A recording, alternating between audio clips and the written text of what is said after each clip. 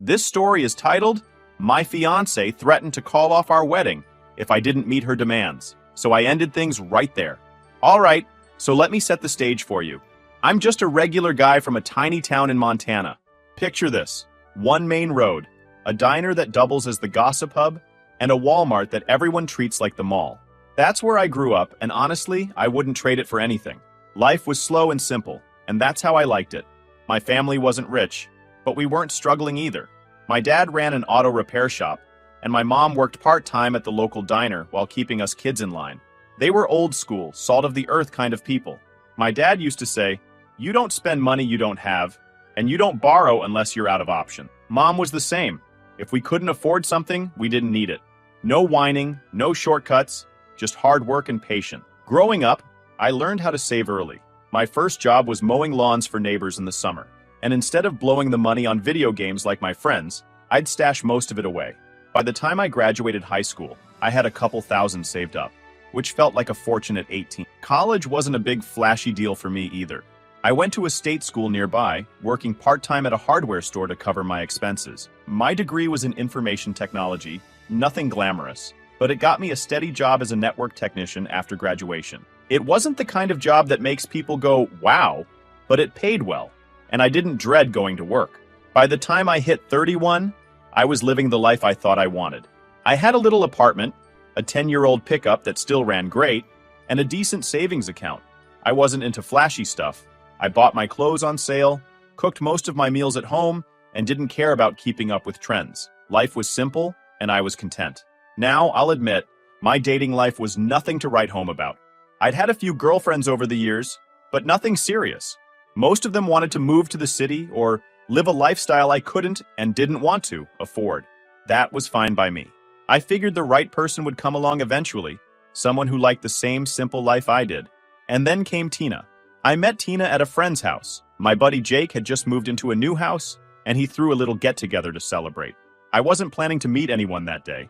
I showed up in a flannel shirt and jeans, carrying a six-pack of soda, just looking to hang out with my friends. Tina walked in like she owned the place. She was wearing this flowy dress and sunglasses that looked like they cost more than my truck. She had this air about her, like she was used to being noticed. I remember thinking, she's way out of my league, but somehow we ended up talking. Turns out she was Jake's girlfriend's co-worker, visiting from the city. I don't even remember how the conversation started, but I do remember being surprised at how easy it was to talk to her. She wasn't as intimidating as she looked. She laughed at my jokes and said she liked how laid back I was. Over the next few weeks, we kept in touch. Tina seemed different from the other women I dated. She told me she was tired of the city and loved how real everything felt in my town. She said she admired how I didn't try to impress anyone and how I seemed to know exactly what I wanted out of life. For a while, I believed her. Tina started visiting more often. She loved the quiet mornings when we'd sit on my porch drinking coffee, and she didn't seem to mind that I lived in a small, no-frills apartment. She even came fishing with me a couple of times, though she wasn't great at it. She laughed at herself when she tangled the line or dropped the bait, and I thought, this is it. She gets me. We dated for 2 years, and during that time, I thought everything was perfect. Sure, Tina had her moments. She'd occasionally complain about how boring the town was, or how she missed her favorite sushi place in the city, but she always followed it up with something like, "But it's worth it to be with you."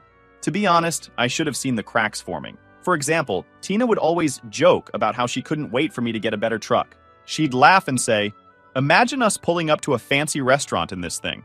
At the time, I thought it was just her sense of humor.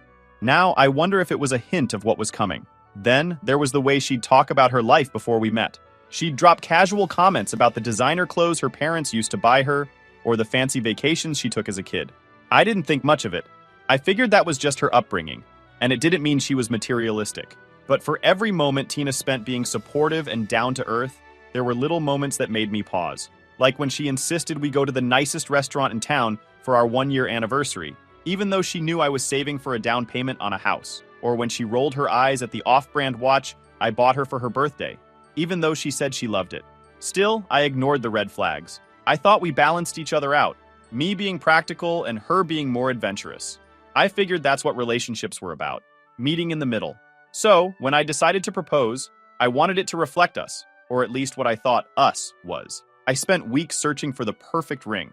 Instead of going to some big box jewelry store, I went to a small jeweler in town who made custom pieces. I picked out a beautiful gold band with a small, vibrant sapphire in the center. It wasn't massive, but it was unique and meaningful. I thought it captured Tina perfectly. Classy, but understated. The proposal itself was simple, just like I knew Tina would want. I took her out to the lake where we'd gone fishing on one of our first dates. It was a quiet, sunny afternoon, and we were sitting on the dock, feet dangling over the water. I pulled out the ring, said a few heartfelt words, and asked her to marry me. I really thought I'd nailed it. Everything about the moment felt perfect. Simple, heartfelt, and meaningful. She'd always said she loved that about me, how I didn't need to make a big show of things. So, when she teared up and said yes, hugging me like she never wanted to let go, I felt like the luckiest guy alive. At first, she seemed over the moon about the ring. She kept holding up her hand, twisting it in the light, and saying how much she loved it. "It's perfect," she said again and again. "No one else has anything like this. You really get me."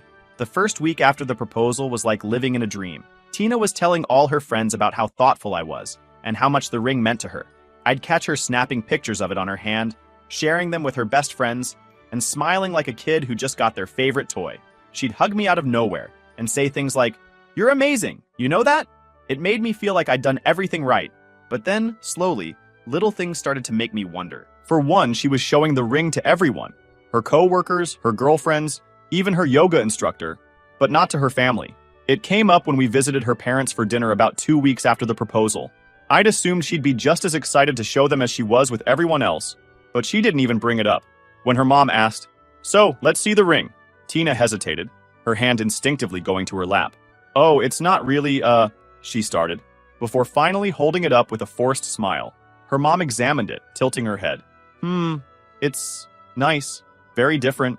"Yeah," Tina said quickly, slipping her hand back down. "It's unique, you know?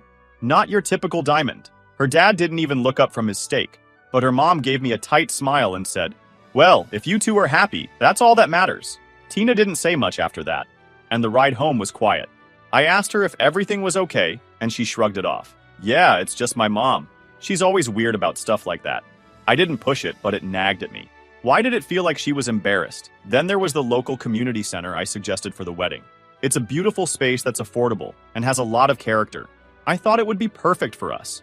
Big enough to fit all our family and friends, but not so massive that it'd feel over the top. Plus, it had these gorgeous wooden beams and big windows that let in tons of natural light. I brought Tina to see it one Saturday, thinking she'd love it. She walked around politely, nodding at all the details I pointed out, but her excitement wasn't there. "What do you think?" I asked, trying to gauge her reaction. "It's nice," she said after a pause, but there was a hint of hesitation in her voice she couldn't hide. "Just nice?" I pressed, laughing a little to lighten the mood. She shrugged. "I mean, yeah, it's fine. It's just, I don't know. It's not what I imagined, you know? But if it's what works, then that's fine." I felt a pang of disappointment. I'd been so sure this place would be a perfect fit for us, but her lukewarm response made me second-guess myself. Still, I told myself it was just a matter of adjusting expectations. Maybe she'd warm up to the idea once we started planning more details. After all, Tina kept telling me she loved how I kept things grounded and practical. That was part of what brought us together, or so I thought. There were other moments like that, little cracks in the perfect image she'd presented. One evening, when we were hanging out with her friends, one of them asked to see the ring.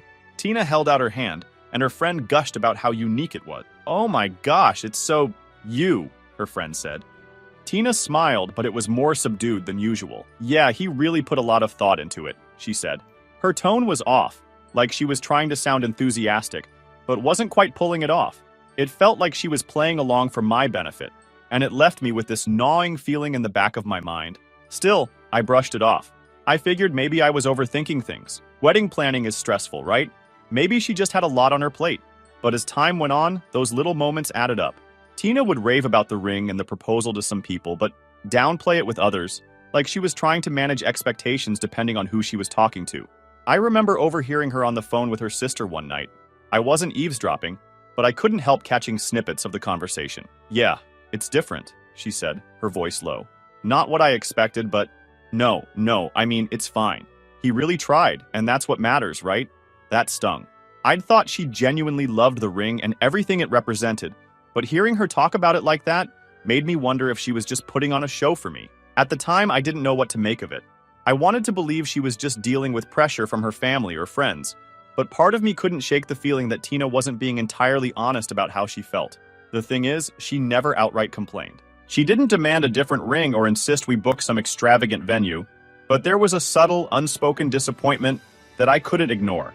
It was in the way she hesitated when someone asked about the ring, the way she looked around the community center, like she was forcing herself to see potential, the way she always seemed to deflect when I asked her what she wanted. At the time, I chalked it up to nerves or stress. After all, planning a wedding is a big deal, and Tina had always seemed so supportive of my practical approach to life. I figured we'd work through it together, but now I wonder if those little moments were warning signs of what was to come. If Tina's true feelings were starting to peek through, even if she wasn't ready to say them out loud. And then, little by little, things started to shift. It began with the guest list. I'd assumed we'd keep it small. Just close family and friends, maybe 50 people tops. Tina and I both come from pretty big families, but I thought we could find a way to pare it down. When I brought it up, Tina seemed on board. "Yeah, that sounds good," she said. "We don't need a massive crowd. It's about us, not anyone else." Great, I thought. We're on the same page. But a week later, she handed me a rough draft of the guest list, and my jaw nearly hit the floor. It had over 200 names on it. "What is this?" I asked, holding up the list. "It's just a starting point," Tina said, smiling like she hadn't just doubled our head count. "Tina, this is 4 times the number we talked about." She shrugged. "I couldn't leave anyone out. I mean, my parents have a lot of friends, and they'd be offended if we didn't invite them. And then there's my co-workers, plus some of my college friends." I frowned. "Do you even talk to half these people?" "Not all the time," she admitted. "But it would be rude not to invite them. Plus, the more people we invite, the more gifts we get, right?" She laughed like it was a joke, but I wasn't so sure. "Gifts aren't the point, Tina," I said. "We can't afford a wedding for 200 people. We'll figure it out," she said breezily. "It's not like everyone will show up anyway." I let it go for the moment, thinking we'd revisit the list and trim it down later. But deep down, I started to feel like I was losing control of the wedding plans. Then there was the venue. After the lukewarm reaction to the community center, Tina began showing me pictures of other places, ones that looked like they belonged in a movie, not a small-town wedding.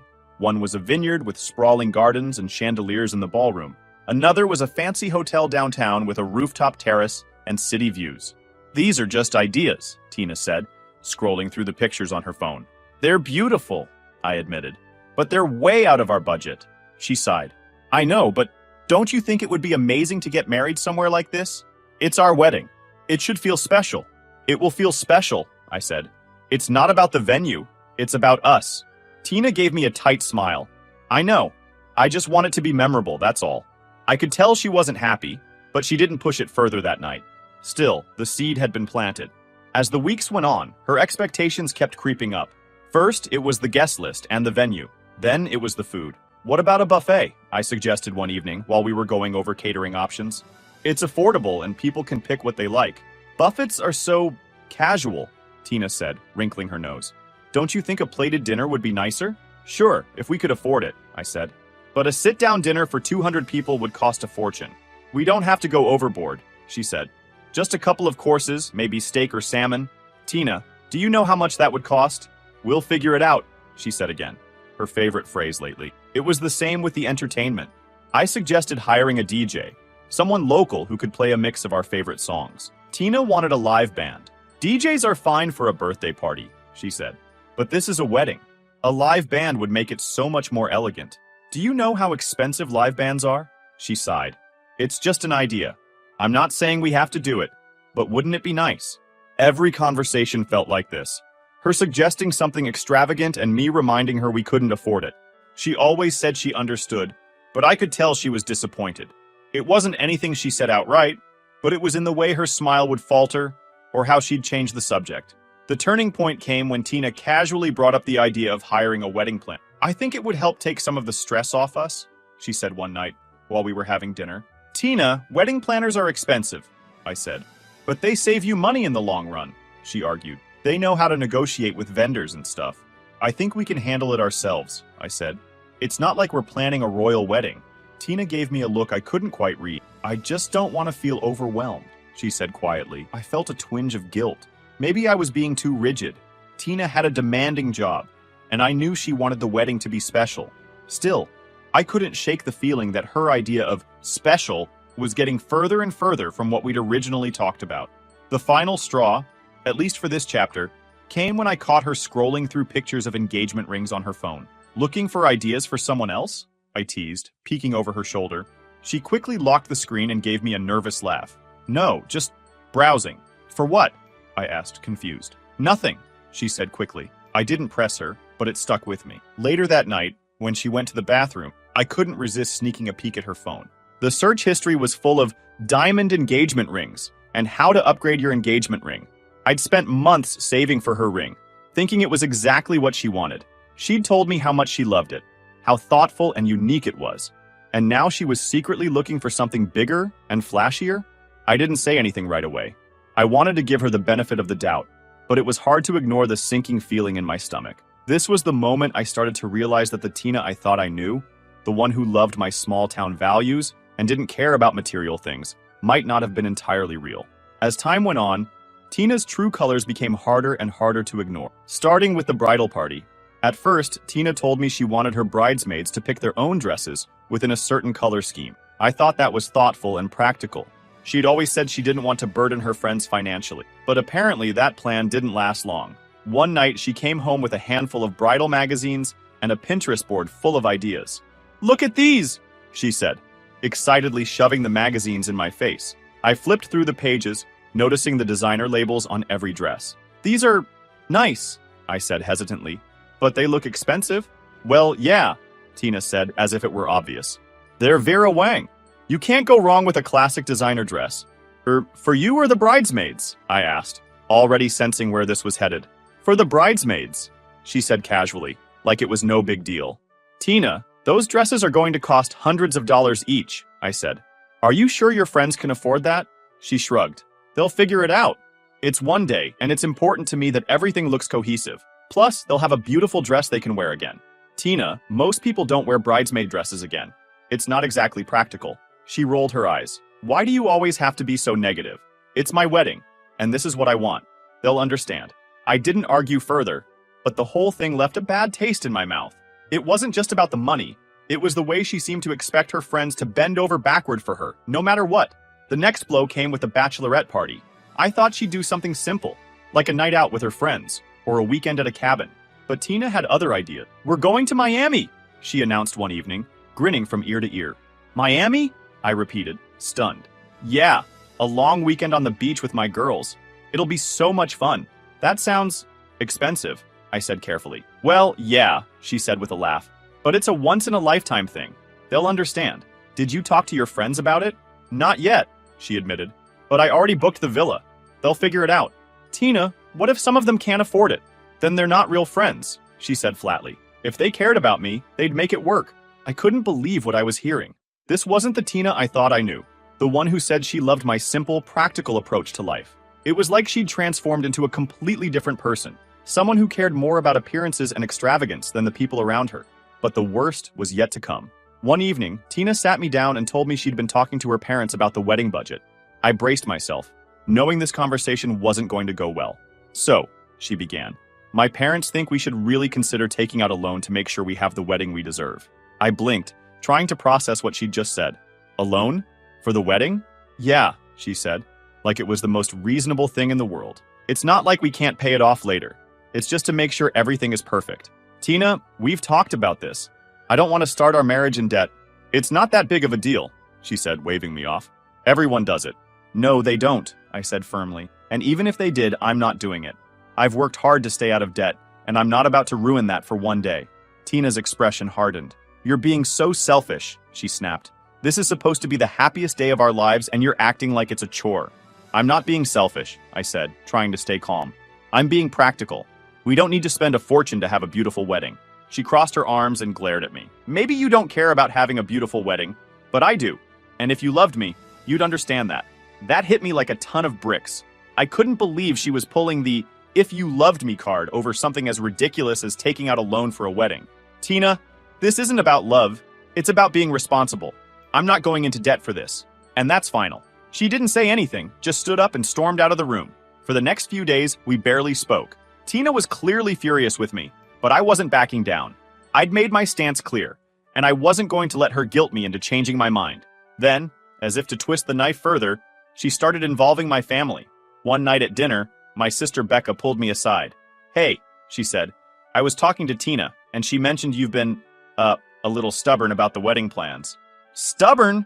I repeated, annoyed. She just wants to make it special, Becca said. You know how much this means to her. Don't you think you could loosen up a little? Loosen up? I said, my voice rising.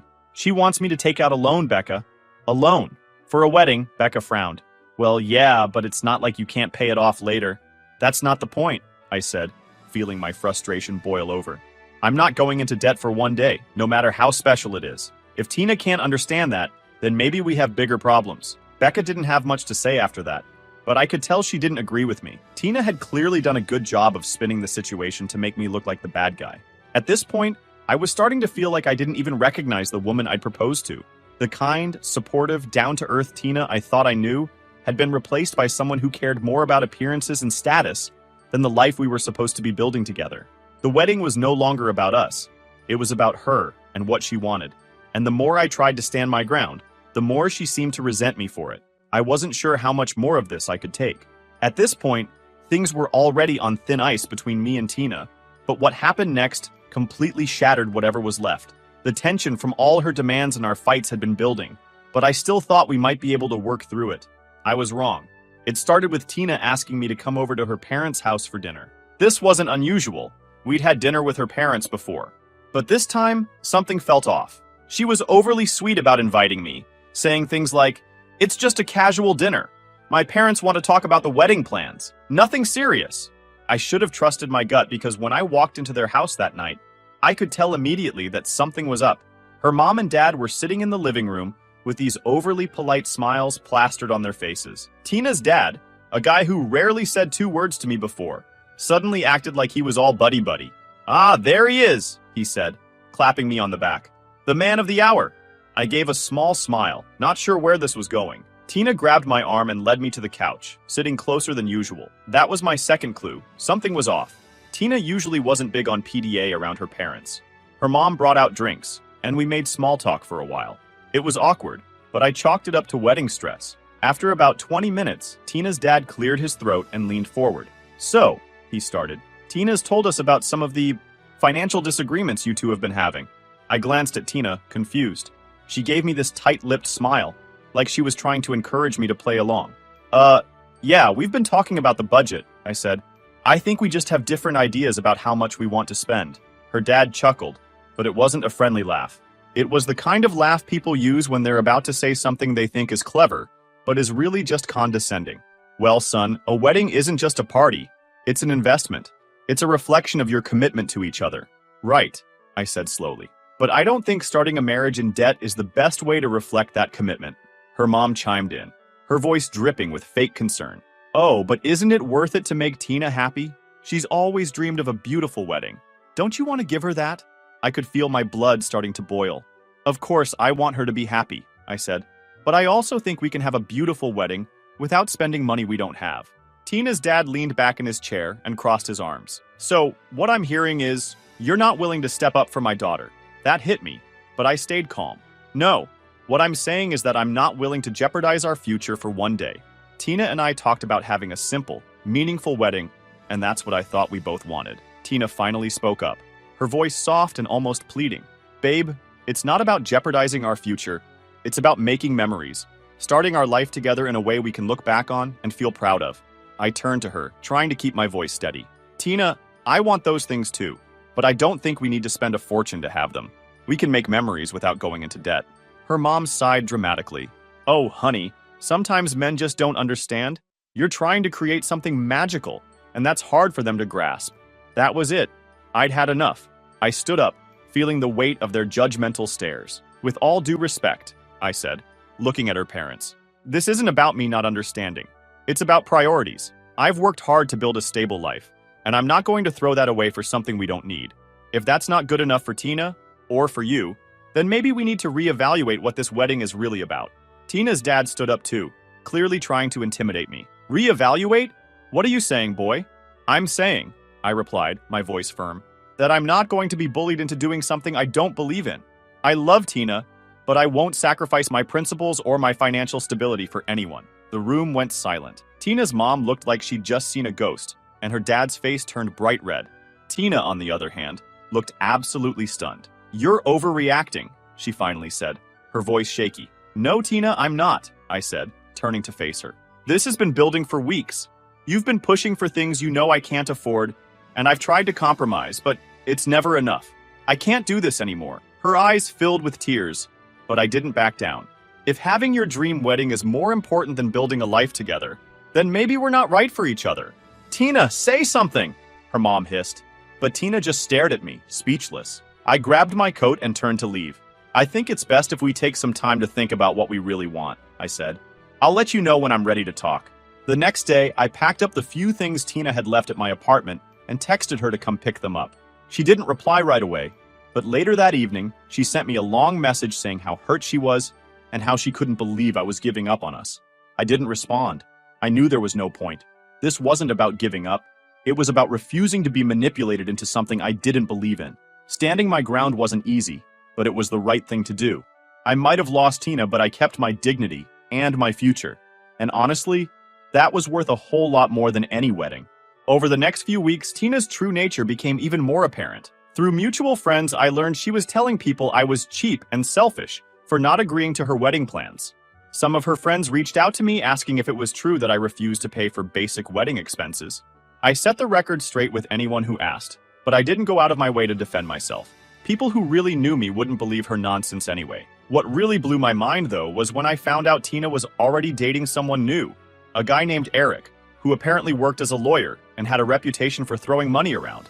According to one of my buddies, Tina had been bragging about how Eric was willing to give her the life she deserved. And then, karma came knocking. About 2 months after our breakup, I ran into one of Tina's bridesmaids, her best friend Lily, at the grocery store. Lily and I had always gotten along, so I wasn't surprised when she stopped to chat. What did surprise me, though, was how quickly she brought up Tina. "Have you heard about her and Eric?" Lily asked, a knowing smirk on her face. "No," I said cautiously. "What about them?" Lily grinned. "Well, let's just say her dream wedding didn't exactly pan out." Apparently, Tina had been pushing Eric just as hard, if not harder, than she'd pushed me. She'd talked him into booking a massive venue, hiring a high-end wedding planner, and even buying her a new engagement ring. A diamond, of course. But when she started demanding an even bigger budget and throwing fits over minor details, Eric had had enough. "He called off the wedding," Lily said, clearly trying not to laugh. "And get this, he didn't just end the engagement. He dumped her entirely." I couldn't help but feel a little vindicated. I'd tried to tell Tina that her priorities were out of whack, but she wouldn't listen. Now she was facing the consequences of her action. Lily leaned in closer, like she was sharing a juicy secret. "She's been telling everyone he was a jerk, and that he led her on. But between you and me, she did this to herself." I thanked Lily for the update and went on with my shopping, feeling lighter than I had in weeks. Over the next few months, I threw myself into improving my life. I eventually bought a cozy little cabin just outside of town.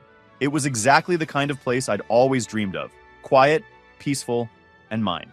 Every now and then, I'd hear snippets about Tina through mutual friends. Apparently, she was struggling to find someone willing to meet her sky-high expectations. She'd gone on a few dates, but nothing ever lasted.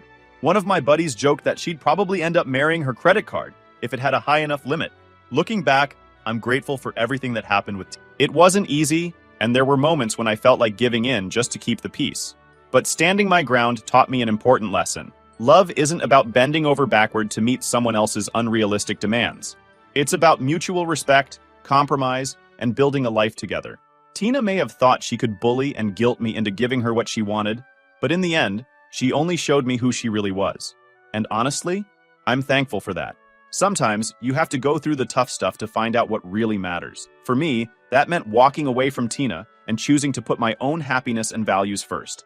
And while it hurt at the time, it's a decision I'll never regret. Karma has a funny way of working things out, and seeing Tina's life unravel while mine got better was all the closure I needed.